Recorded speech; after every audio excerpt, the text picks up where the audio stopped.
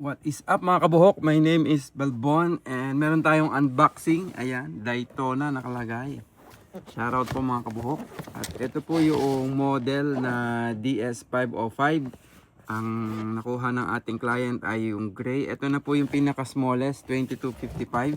Ano ba ang interesting dito kay shoes na to? Ayan, shoes po yan.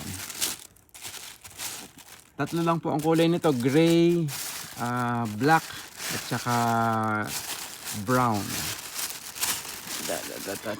Yan. So yan, gray po yung nakuha ng ating client. Ayan. So what is interesting with this shoes? Ito po ay yung shoes na bibigyan kayo ng confidence. Yan. So mataas po siya, riding shoe siya, mataas yung kanyang sole.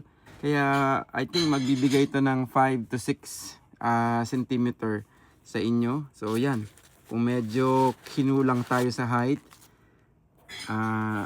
tawag dito, papakita ko na lang. Ayan, papakita ko yung kanilang graphics. So yan, so sabi dyan sa pictures, mag-a-adjust ka or tatangkad ka ng 5 to 6 centimeter.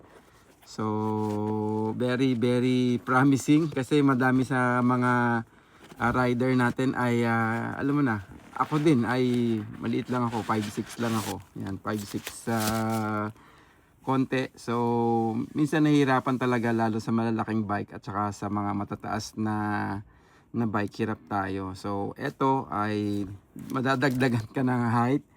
Ayan, pinakamaliit, ito yung pinakamaliit, size 22.5.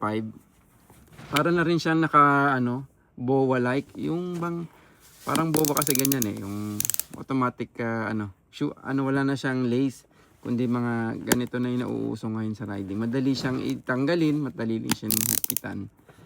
Ayan, so 3 colors lang po to, black, gray at saka brown.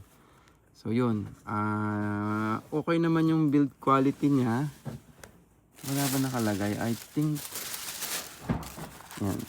So dito yung sa foot pegs para meron siyang kakapitan.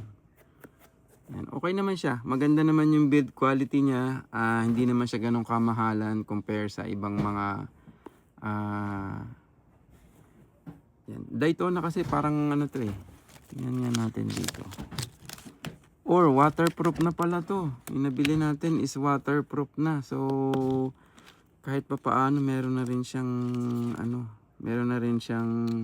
yan 60 mm, so equals to 6 cm ground platform. Ano pa ba yung nakita natin dyan? Wala na siya.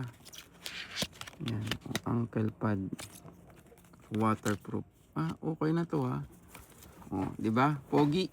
Yun. So sa mga may gusto po at nangangailangan ng tangkad, yan, hiram po tayo dito sa shoes na to. Ayan, hindi naman siya mukhang riding shoes. Medyo, lalo siguro sa babae, medyo mas maganda. Yan. So, kung kailangan nyo po, mag-DM lang kayo sa akin. Ride safe. Peace out.